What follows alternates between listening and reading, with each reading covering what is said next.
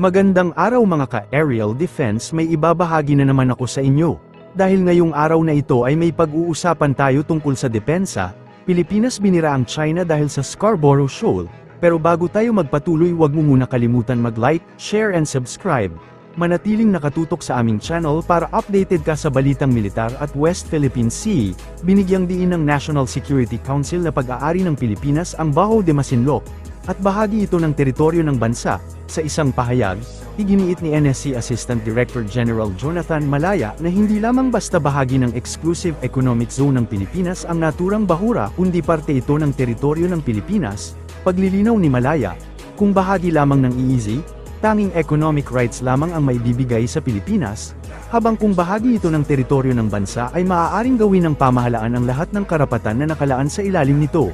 Bilang isang teritoryo ng bansa, mayroon din aniya itong 10 kilometro na territorial sea na maaaring mapatrolyahan ng pamahalaan, at mapuntahan ng mga mangingisdang Pinoy. Ang Baho de Masinloc ay kilala rin sa tawag na Scarborough Shoal, isang bahura na may perimeter na 46 kilometers. Ito ay matatagpuan sa layong 178 kilometro sa kanluran ng Subic Bay sa Zambales. We have to, on the Philippine side, we consider Scarborough Shoal to be a special case because Scarborough Shoal has always been part of Philippine territory. Yes. Spanish period, no?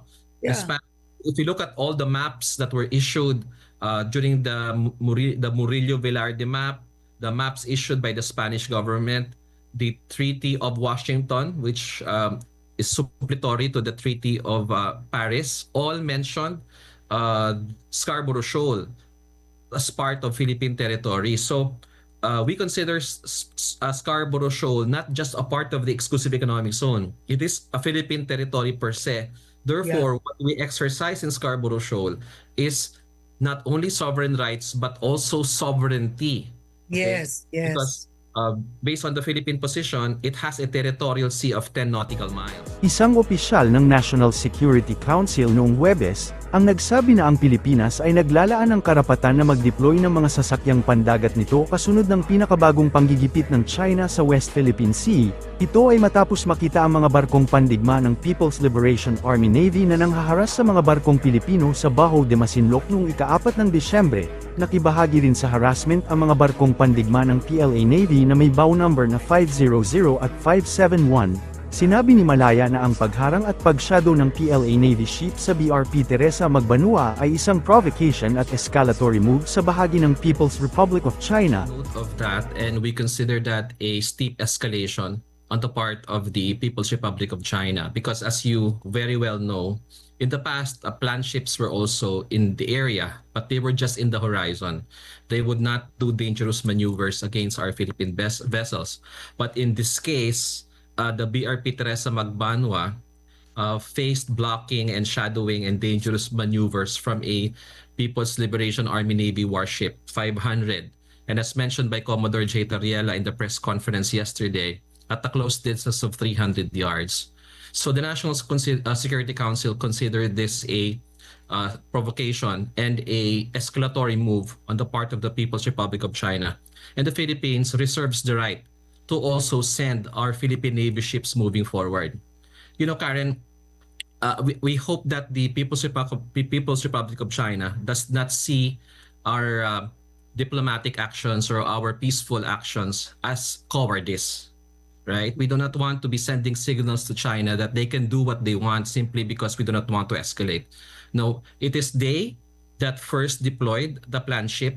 Therefore, it is also within the right of the Philippines, and we reserve that right to deploy also our Philippine Navy ships in the future. Actions done by the BFAR and the PCG yesterday was in support of our fishermen. Now, we have receiving reports from our fishermen that there has been harassment.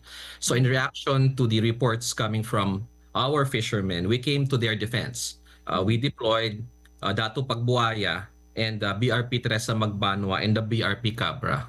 And when we got there, as close as 20 nautical miles already from Baho de Masinloc, this incident happened, the water cannon against Dato Pagbuaya. And then this provocation on the part of Plan 500 against BRP Teresa Magbanua. So we have always considered these operations as civilian. That is why we did not deploy a Philippine Navy ship.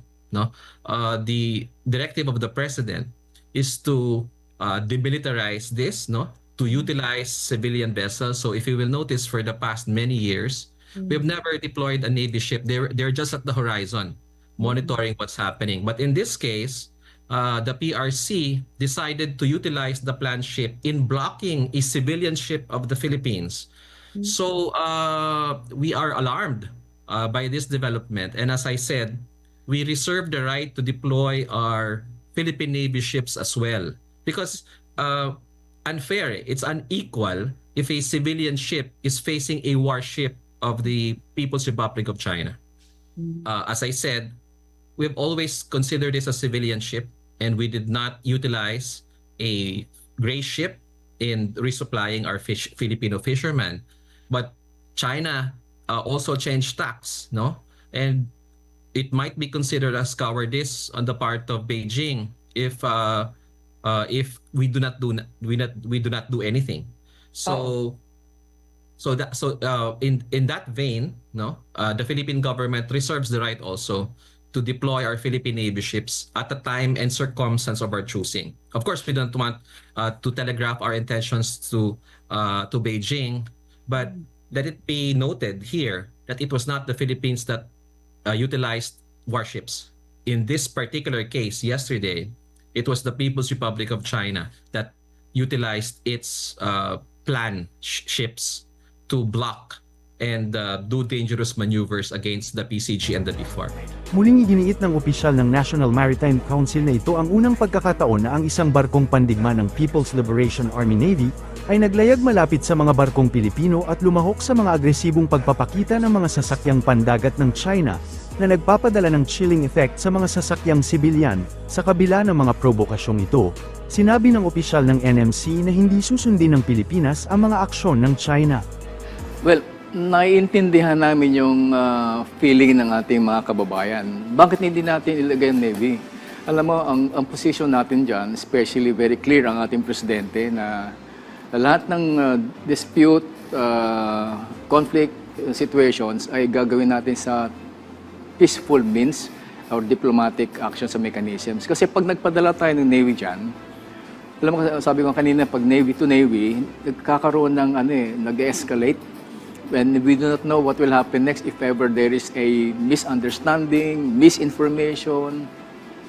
And siyempre, magigirian yan parehong barkong pandigma yan So we might as well put our Navy vessels far away, but we are trying to monitor their activities. Hindi pwede nating ilapit yun kasi magigirian lang So that will escalate the situation. Sabi nga kanina, very clear ang ating Pangulo na we will resolve these situations in a peaceful manner through diplomatic channels and mechanisms. Para sa mas madaming update tungkol sa ating depensa, paki-follow at like muna ng aming page na nasa description na ang link. Huwag mo na rin kalimutan mag-like, share and subscribe. Pindutin mo na rin ang bell para updated kayo sa aking mga bagong video. Maraming salamat po.